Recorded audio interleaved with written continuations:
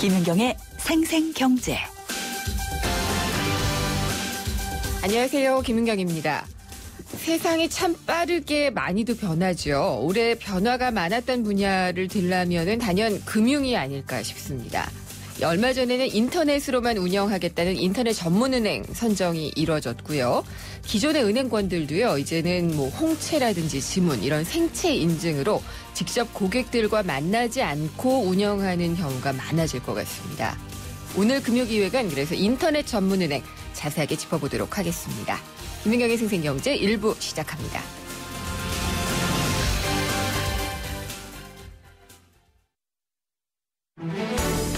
발빠르게 전하는 증시 마감 시황.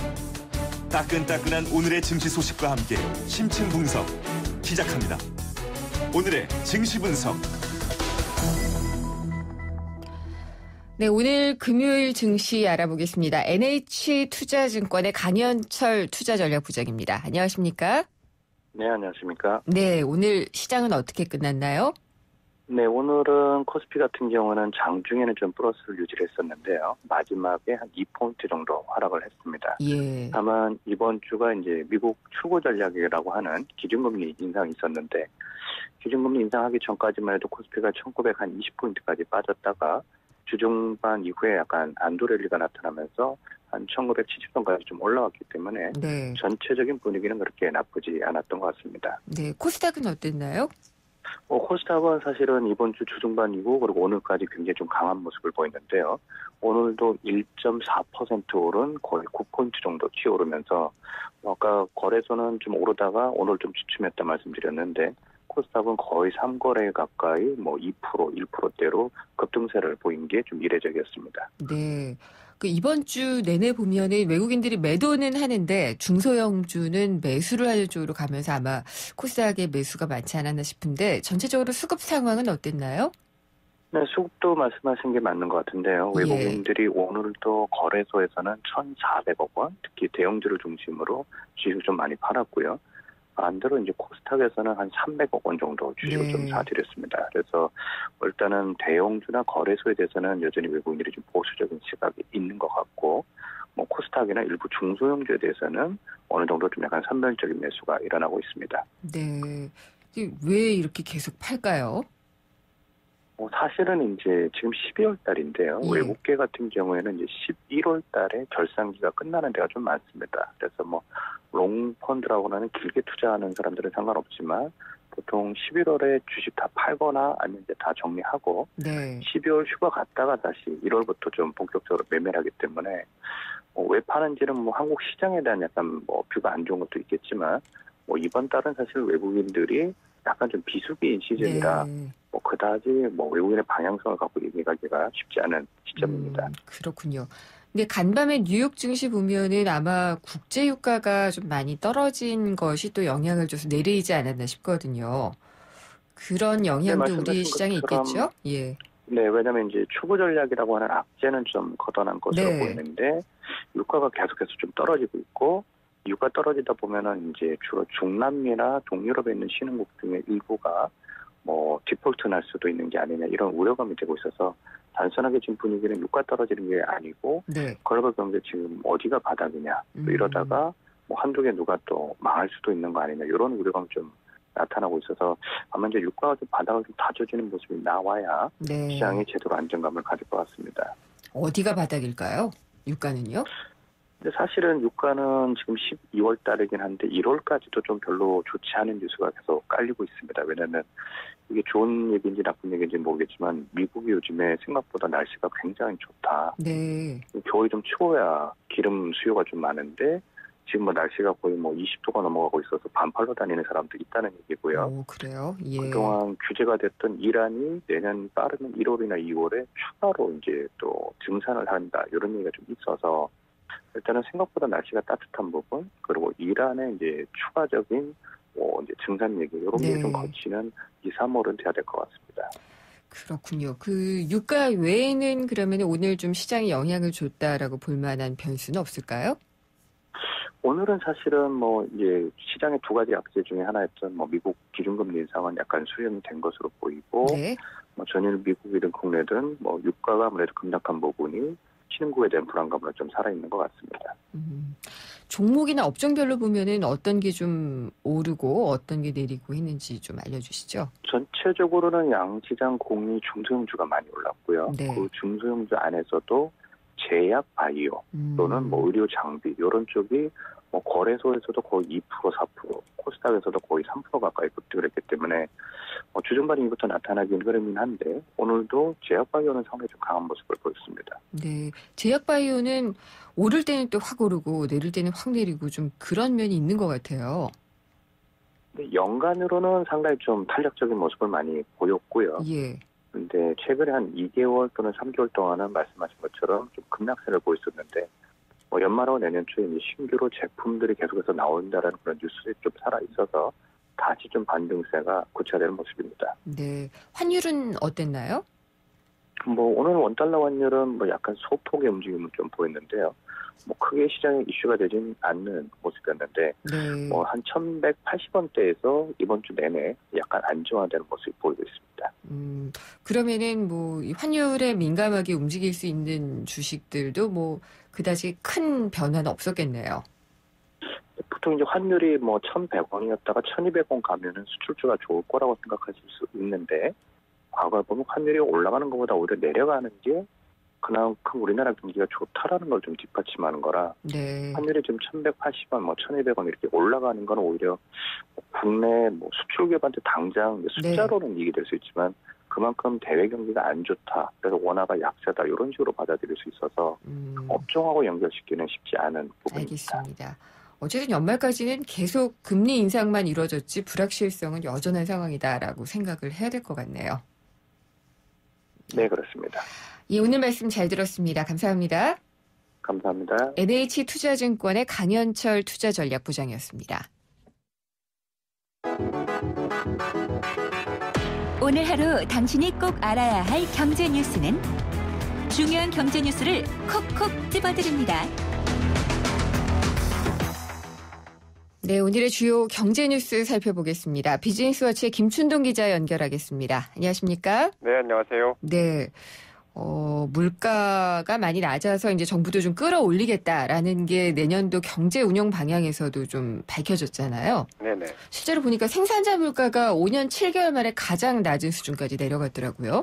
네, 오늘 한국은행이 11월 생산자 물가를 발표를 했는데요. 네. 물가 지수가 99.31을 기록을 해서 10월보다 0.3% 내렸습니다.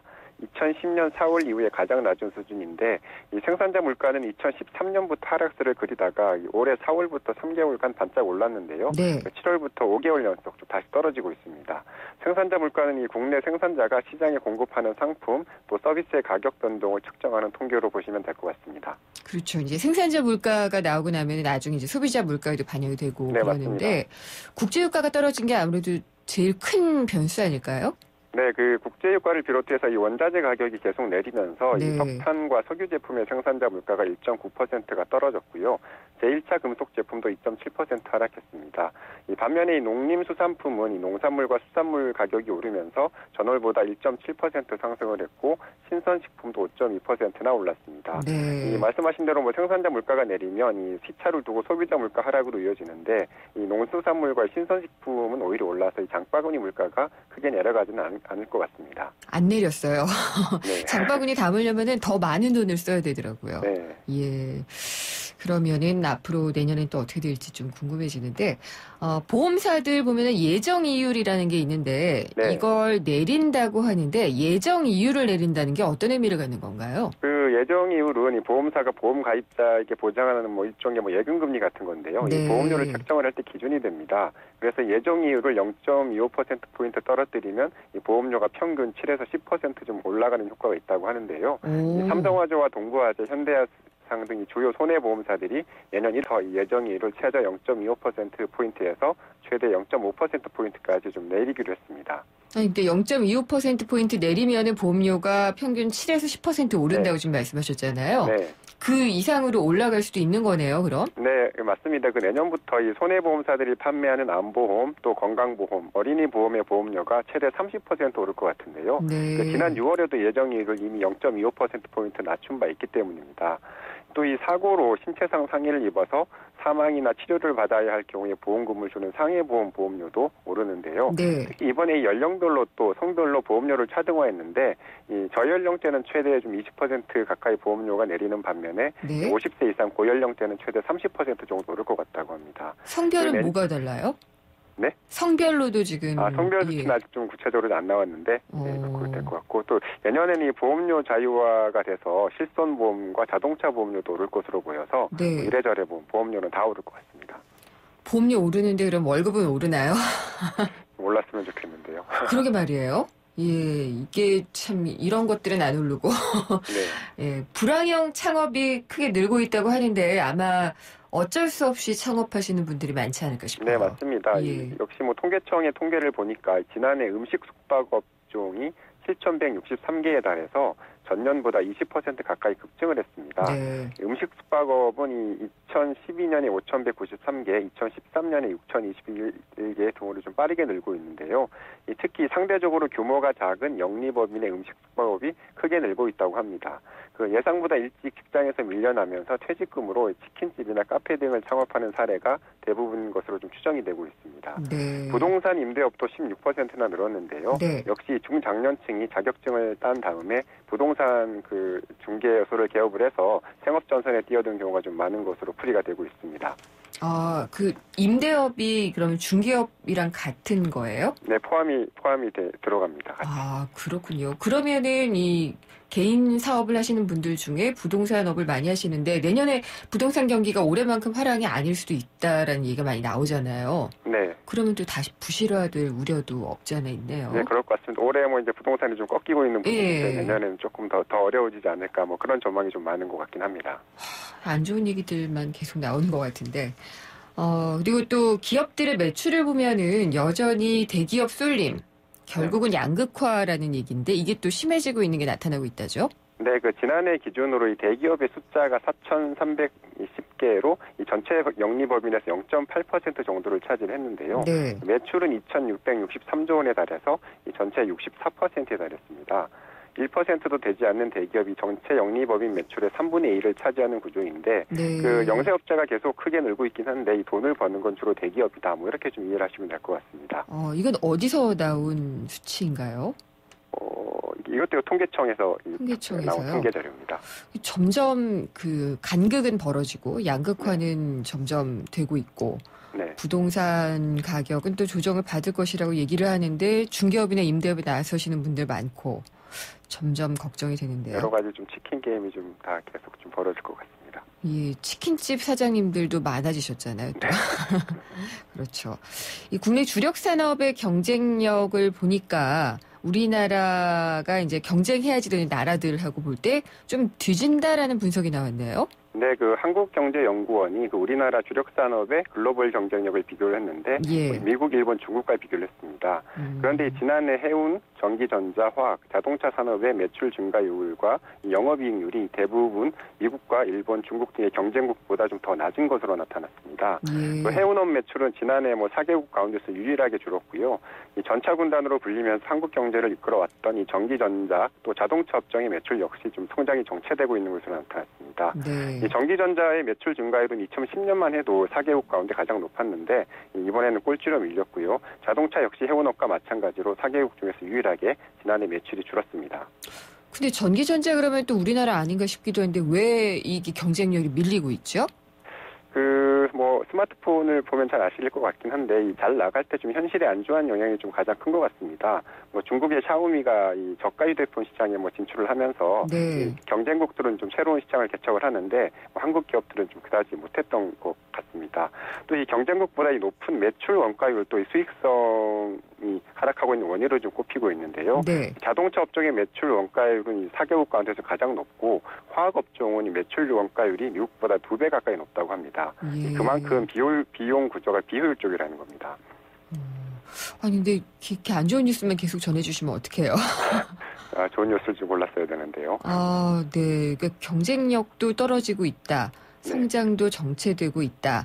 오르는 건 물가도 안 오르고 결국 보험료 오르고 월급은 안 오르고 이런 얘기만 지금 계속 하고 있어서 좀 걱정이 되네요.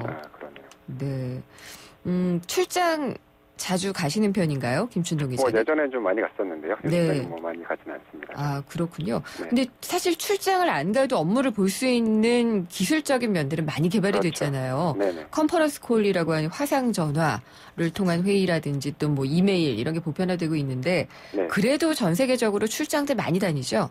네, 또 이런 통계가 좀 있던데요. 세계 비즈니스 여행 협회가 이 전 세계 기업과 단체들을 대상으로 이제 올해 주요 기업들이 이 지출한 출장 경비를 조사를 했는데, 네. 1조 2,500억 달러, 우리 돈으로 1,473조 원에 달해서 사상 최대를 기록을 했다고 합니다. 이런 통계도 있군요. 네, 비즈니스 여행객이 전체 여행객의 3분의 1을 차지할 정도로 좀 많았다고 하는데요. 네. 말씀하신 대로 기술은 좀 계속 발전을 하고 있는데, 비즈니스는 여전히 좀 얼굴을 맞대고 하는 걸 좀 선호하고 있는 것으로 보입니다. 네. 매년 출장비 총액이 늘어나는 이유는 항공료, 또 차량 렌트비 등 교통비와 숙박비가 계속 오르고 있기 때문이라고 합니다. 그렇군요.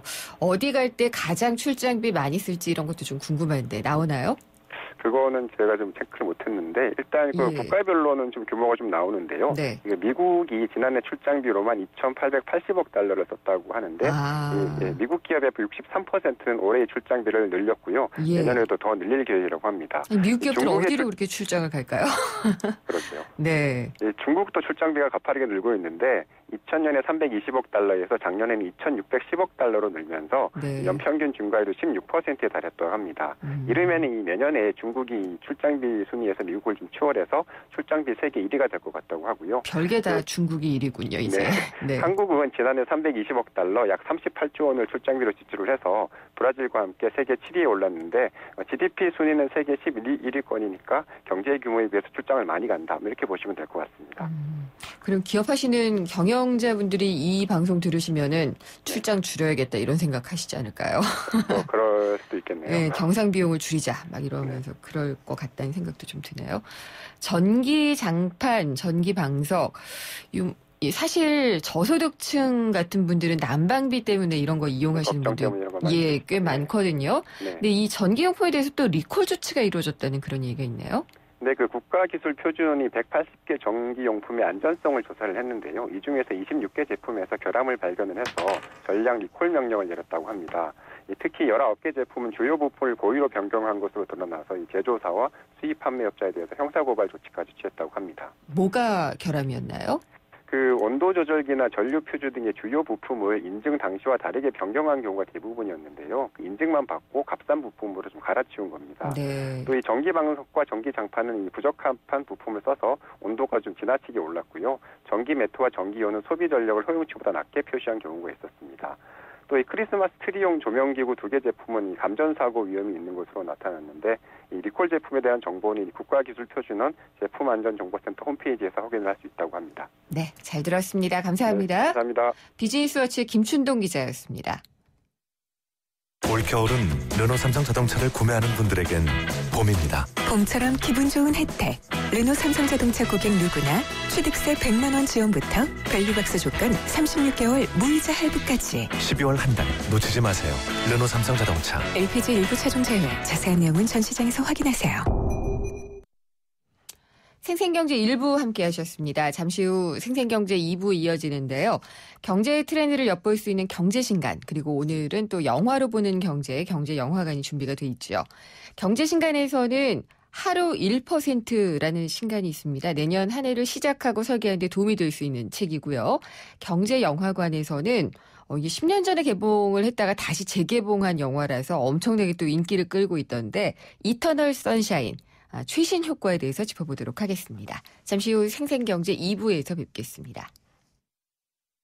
YTN 라디오 캠페인 물 없는 한라산, 물 없는 제주 바다를 상상할 수 있나요? 제주의 아름다운 자연과 풍경은 깨끗하고 건강한 물이 있기에 가능합니다.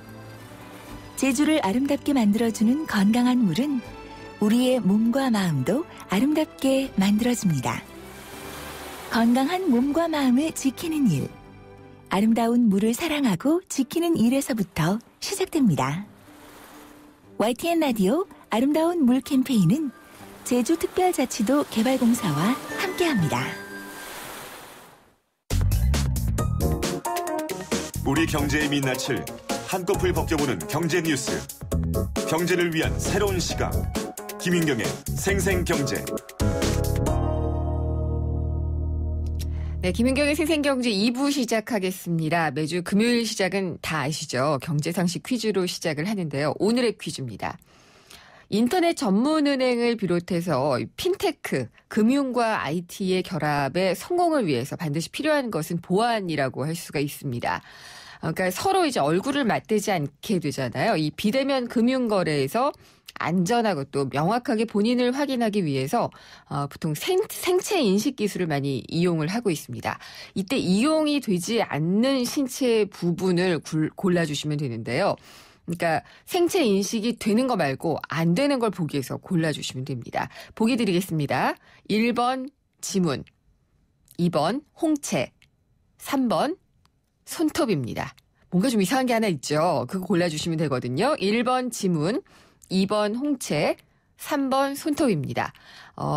두 가지는 영화에서 보셔도 그렇고 지금도 이렇게 저희 누군지 이렇게 인식하고 들어갈 때 쓰는 것들이 있고요. 하나는 아닌 게 있습니다. 아트 같은 걸 많이 하는 그런 신체 부분이죠. 정답 아시는 분은 문자 보내주시면 됩니다. 짧은 건 50원, 긴 건 100원의 정보 이용료가 부과되고요. 휴대전화 우물정의 0945번으로 바로 문자 보내주시면 됩니다. 보기 다시 한번 드릴까요? 1번 지문, 2번 홍채, 3번 손톱입니다. 우물정의 0945번으로 정답 보내주시고요. 추첨을 통해서 마지막 안주 숙취해소 캔디 키스립 한 통을 보내드리겠습니다. 생생경제가 뽑은 이 한 권의 책. 화제의 경제신간. 네, 금요일마다 만나는 경제신간입니다. 홍순철 북칼럼니스트 나오셨습니다. 안녕하십니까? 안녕하세요. 연말 같은 책 골라오시지 말지. 연말 같은 책을 골라오셨어요. 그래도 한 권쯤은 이런 책 읽어야 되잖아요. 싫어요. 그러세요? 네. 사실 이맘때쯤이면 송년회 때문에 바쁘신 분들도 계시고 또 회사나 개인들도 목표 세우고 인사도 있고 해서 굉장히 복잡하고요. 그렇죠. 예. 참 그런 때인 건 분명해요. 그래서 그런 분들에게 좀 도움이 될 만한 책을 준비를 했는데요. 제목은요? 하루 1%라는 제목의 책입니다. 이 책은요. 1% 심리학자라는 별명을 갖고 있는 이민규 박사가 쓴 책인데요. 이분의 별명이에요? 1%. 네, 책 쓰는 책마다 다 1%라는 제목이 들어가셔가지고 1% 심리학자라는 별명을 지니고 있는데요. 본인이 지으신 것 같습니다. 아마도 그런 것 같습니다. 사실 목표, 계획과 관련해서 우리가 꼭 빠지는 딜레마가 있는데요. 너무 거창한 거, 위대한 거. 전 그렇지는 않은데. 그렇지 않은데 달성이 안 돼요. 회사는 자꾸만 그런 거 세우려고 하잖아요. 목표, 달성하기 힘든 목표 막 이런 거 세우려고 하잖아요. 천삽 뜨고 허리 펴기. 예. 네, 사실 우리가 앞으로 살아가야 될 시대가 뉴노멀의 시대라고 이야기합니다. 그렇죠. 저성장이 이제는 고착화된 시대라는 건데요. 그러다 보면 사실 거대한 목표가 오히려 스트레스, 그럼요. 번아웃으로 이어질 수가 있다는 거죠. 이럴 때 필요한 것이 바로 스몰 빅 전략이라고 그럽니다. 스몰 빅 전략이요? 작은 목표를 세분화해서 조금씩 달성하다 보면 어느새 큰 목표에 도달해 있게 된다는 건데요. 아주대학교 심리학과 교수이면서 끌리는 사람은 1%가 다르다. 들어본 것 같네요. 이 책이 베스트셀러였어요. 네. 그 책을 썼던 이민규 박사는 하루 1%란 책을 통해서 위대한 성취로 다가갈 수 있는 작은 시작점에 대해서 이야기를 하고 있습니다. 여러 가지 심리학적인 연구 결과라든가 실험들을 근거로 변화와 행동으로 이어질 수 있는 생각의 지렛대 15가지를 소개를 해주고 있는데요. 무언가 무거운 걸 들어올리기 위해서는 반드시 지렛대가 필요하잖아요. 그렇죠. 우리의 몸도 참 무겁거든요. 변화하지 않으려고 하거든요. 저 변화 정말 싫어하죠. 그렇죠. 이런 무거운 몸을 생각과 행동, 고착화된 뭔가 그런 것들을 움직이기 위해서는 지렛대가 필요하다는 건데요. 그 지렛대를 책을 통해 소개를 해주고 있습니다. 뭘까요? 여러 가지 것들이 있는데요. 15가지로 나누어 소개를 하고 있습니다. 첫 번째가 자기 규정, 그러니까 자기의 존재의 목표를 새롭게 뭔가 한번 세워보는 거고요. 이유 찾기, 내가 왜 이걸 해야 되지? 이유를 인식하는 시간을 가져야 된다는 겁니다. 목적의식, 그리고 역산계획. 이건 목표점부터 시작해서 거꾸로 계산하는 방법. 이거 중요하겠네요. 그렇죠. 백업 플랜, 이게 안 됐을 때 플랜 B를 세우는 것. 맞아요. 상황 통제, 자꾸만 게을러지려고 할 때 빠져나가지 못할 구멍을 만들어 온다. 공개 선언, 데드라인, 자기 격려 이런 것들이 바로 생각의 지렛대들인데요. 무섭게 얘기하세요. 좀 이맘때는 그럴 필요가 좀 있을 것 같아서요. 예, 사실 그렇긴 해요. 네. 예. 책 제목이 1%잖아요. 네. 근데 왜 1%일까? 저자는 이렇게 이야기를 하고 있습니다. 인간과 침팬지가 사실은 1% 유전자 차이 때문에 완전히 다른 삶을 살게 되거든요. 그렇던가요? 99%의 유전자가 같다고 그럽니다. 아이고.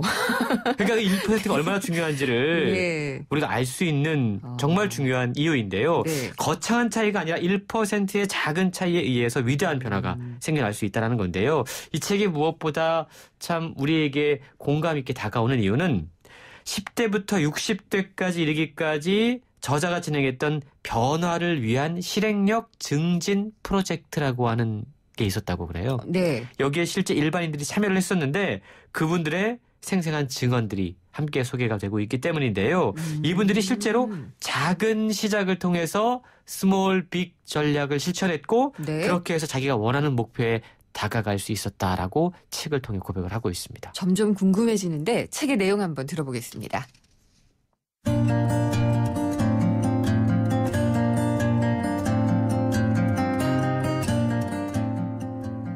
주변에서 똑똑하고 일도 잘한다는 평을 받고 있다. 그러나 나는 이렇다 할 꿈도 없고 업무에 몰입하는 편도 아니었다. 왜 그럴까 나 자신을 돌아보니 속으로 이렇게 중얼거리고 있을 때가 많았음을 깨달았다. 고졸인 주제에 꿈은 무슨. 어차피 승진도 안 될 텐데 뭐. 시집이나 가야지 하고 말이다. 애벌레 속에는 훗날 그것이 나비가 될 거라고 말해줄 수 있는 그 무엇도 들어있지 않다는 버크민스터 풀러의 글을 읽고 망치로 머리를 3개 맞은 것 같았다. 풀러가 나를 가리키면서 한 말이었다. 새로운 인생을 살려면 고졸사원이라고 스스로 한계를 긋고 살면 안 되겠다고 생각했다. 돌이켜보니 세상의 벽은 내가 스스로 만든 것이었다. 내 안에는 나비가 있다. 지금까지는 애벌레였지만 나도 조만간 나비로 변신하게 될 것이다. 미래의 세계적인 NGO 전문가로 나 자신을 새롭게 규정하고 대학 진학을 결심했다. 퇴근 후에 열심히 학원을 다녀서 지금은 야간대학에 입학해 대학생이 되었다. 이번 여름에는 휴가를 내서 아프리카로 봉사활동을 가기로 했다. 나는 10년 후 세계적인 NGO 전문가가 되어 있을 것이다.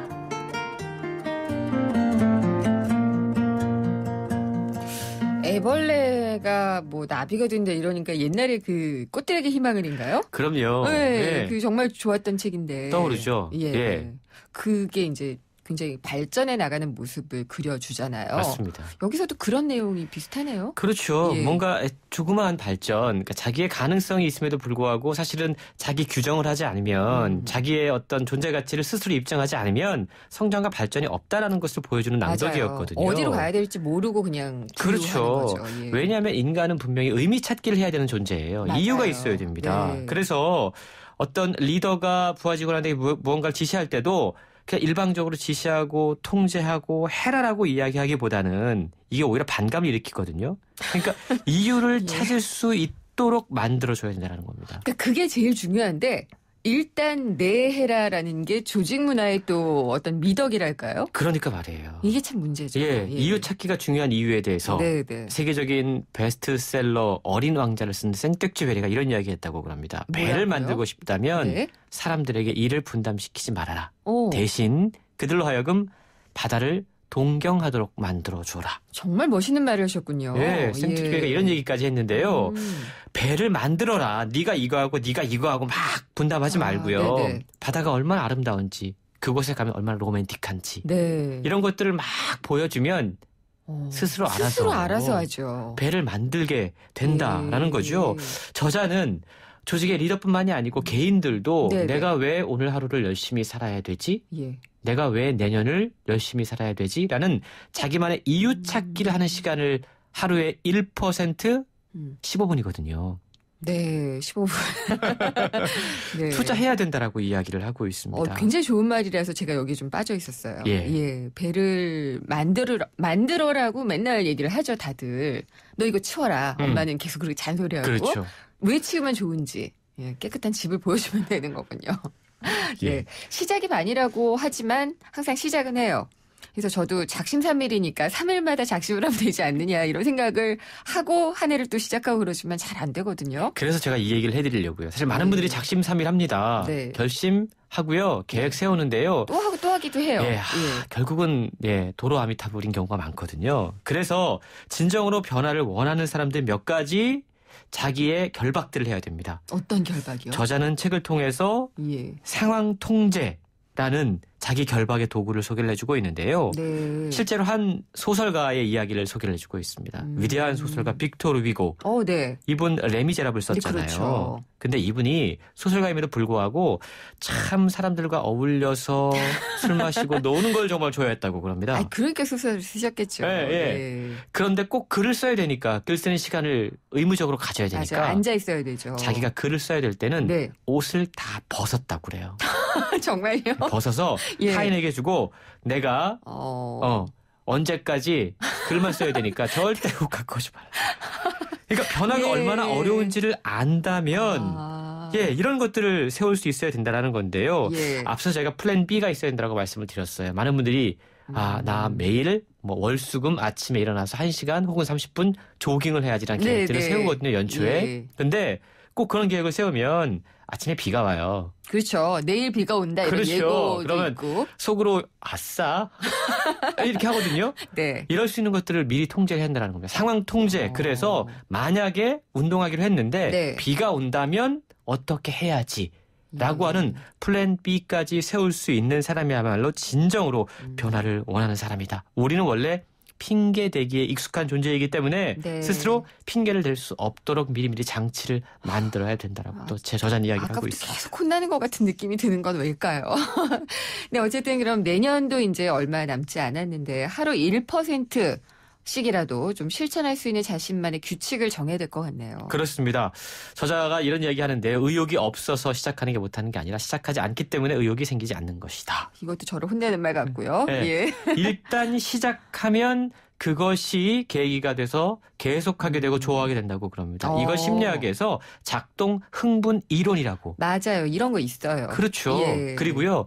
뭔가 작은 거 하나를 달성하게 되면 우리의 뇌에서는 이거 했네? 그럼 이것도 할 수 있겠네? 라고 하는 동기가 생기는데 이것 또한 반응 일반화라고 하는 심리학 용어가 있다고 그럽니다. 그렇군요. 하나를 쓰러뜨리면요. 다른 하나가 쓰러지게 되고요. 이렇게 해서 멀게만 느껴지던 목표 지점에 도달할 수 있는 거고 이게 바로 인생의 도미노 효과라고 하는 건데 책에 보면 실제로 많은 사람들이 겪었던 생생한 증언들이 함께 소개가 되고 있기 때문에 목표와 계획 때문에 고민하는 분들은 한번 읽어보시고 수립해보면 좋을 것 같습니다. 홍순철 칼럼니스트께서는 어떤 1%를 달성하시기 위해서 자기 통제를 어떻게 하실 건가요?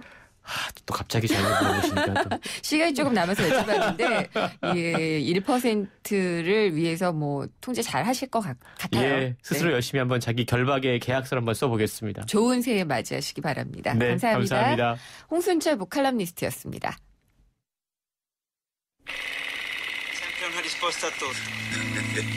Se voglio fare contento, Totò. Ora ti conto una cosa.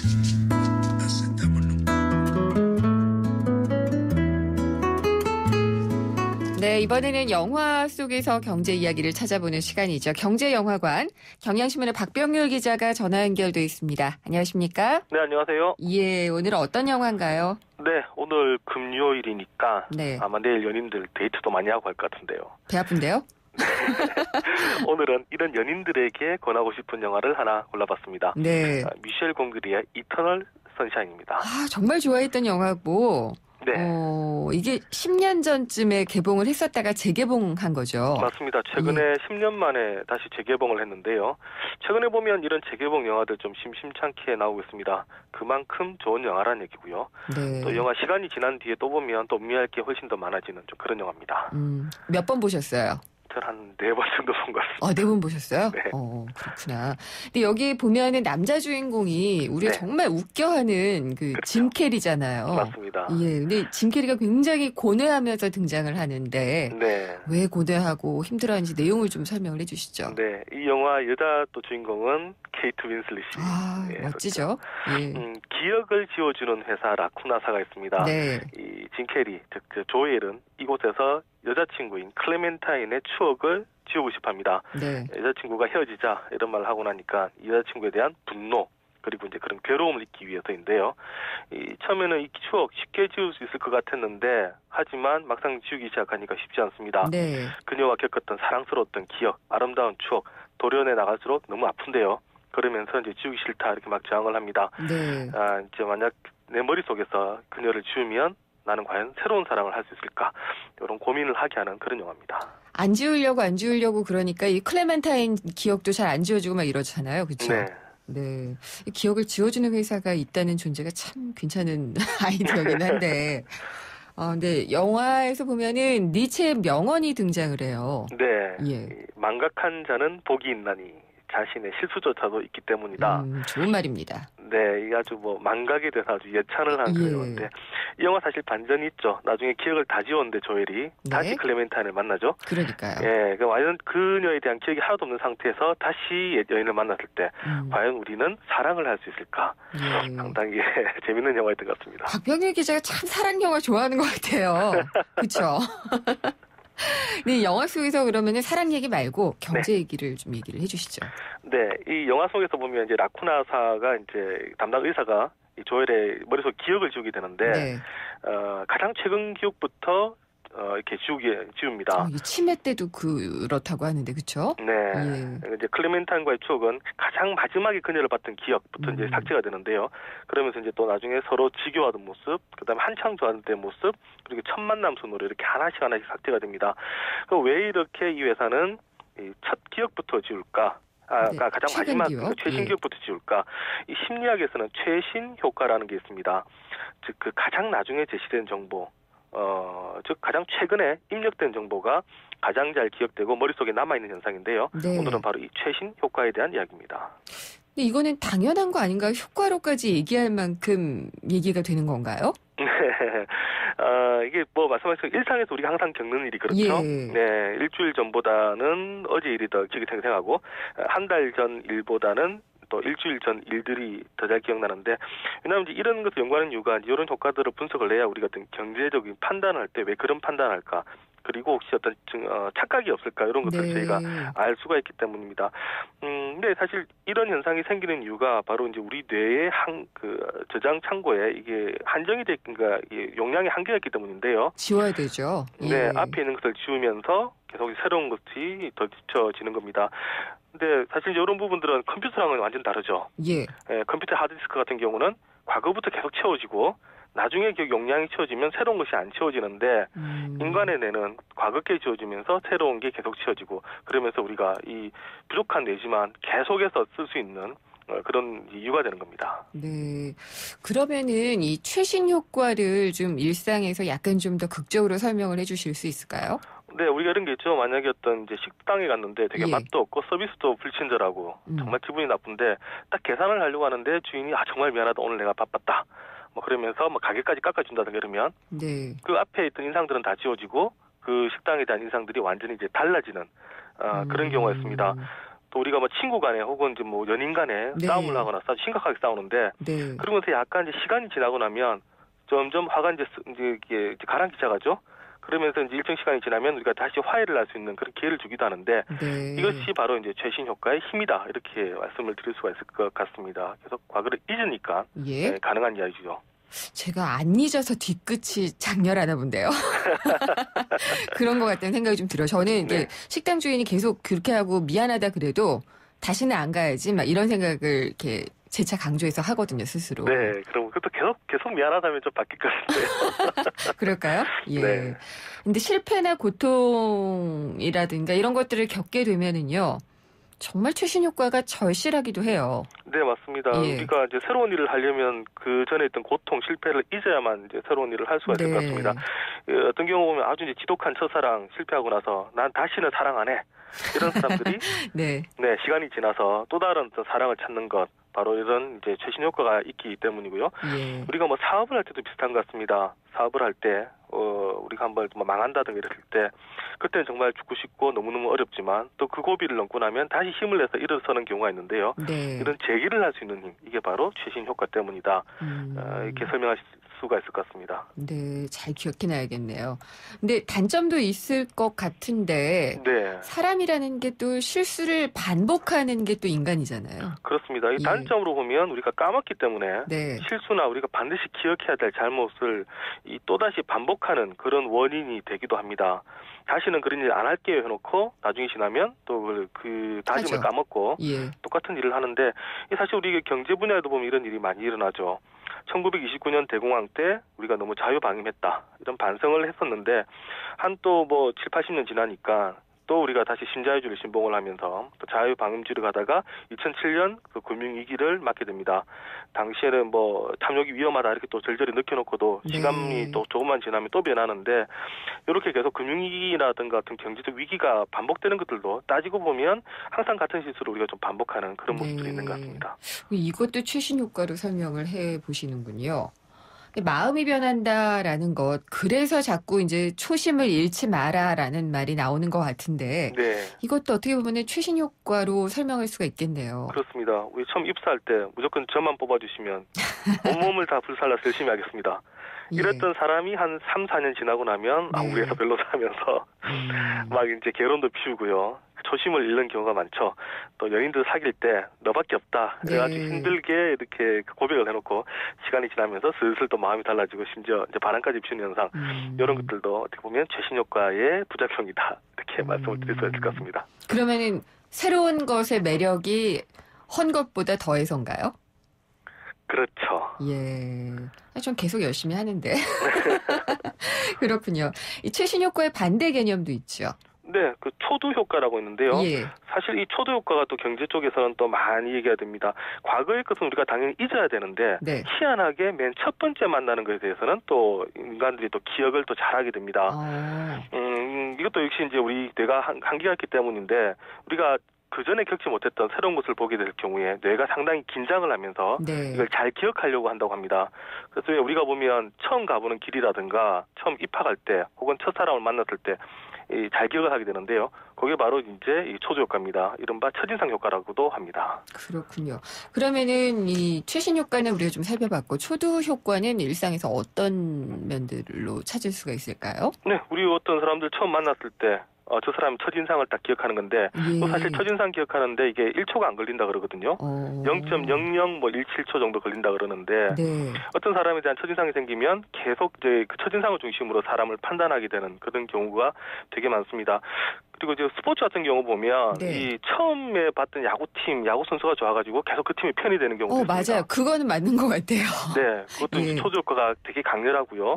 우리가 왜 해외여행 갈 때도 보면 처음 갔던 국가에 대해서 되게 인상이 또 좋아지고 또 출국 심사대에서 되게 또 친절하면 전체적으로도 이미지가 좋아지는 네, 그런 상황이 많이 벌어지는 건데 그런 것들도 이제 초두 효과로 볼 수가 있을 것 같습니다. 그렇군요. 초두 효과와 최신 효과. 이터널 선샤인은 다시 보니까 어떠셨어요? 과거 기억이 지워지고 다시 또 새롭게 느껴지시던가요? 네, 초두 효과도 대단했고요. 그 초두 효과 때문에 봤는데 역시 또 최신 효과도 여전히 영향을 또 많이 미친 것 같습니다. 빨리 마무리하라고 합니다. 여기까지 듣도록 하겠습니다. 감사합니다. 네, 감사합니다. 경향신문의 박병률 기자였습니다. 트릭스타 시작! 국민 모두 함께 하나, 둘, 셋, 넷. 21번 크게 마시고 가슴을 활짝 펴세요. 한 걸음, 두 걸음, 국민 모두 함께 걸어가요. 지금까지의 아웃도어를 넘다. 대한민국 국민이라면 스타, 트랙스타. 12월 31일 단 하루 코엑스 앞 영동대로 특설 무대에서 초대형 콘서트와 새맞이 레이저 불꽃쇼 더 브릴리언트 카운트다운 2016 초특급 라인업 12월 27일 대공개. 현대자동차 누구나 꿈꾸는 반포와 모두가 바라는 자이. 두 개의 꿈이 만나 하나의 오늘을 완성합니다. 당신의 눈부신 오늘을 위한 반포와 자이의 콜라보레이션 신반포 자이유 1644-5090 GS건설. 뭐대요? 빨리 나와. 아침부터 분주한 장수군 머는마을 어르신들. 오늘은 작은 영화관의 김선태 씨가 마을 어르신들의 영화 관람을 위해 기프트카 쉐어링을 신청한 날입니다. 좋은 생각까지 나누는 모두의 차 기프트카 쉐어링. 지금 신청하세요. 현대자동차 그룹.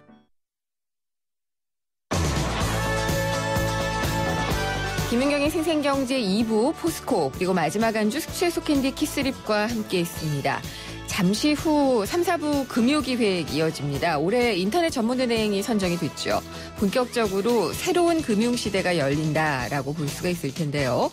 보안 문제도 그렇고요. 인터넷 전문은행 성공을 위한 과제 어떤 것들이 필요할지 전문가들 모시고 3, 4부 토론을 해보도록 하겠습니다. 4시 뉴스 들으시고요. 생생경제 3부에서 뵙겠습니다.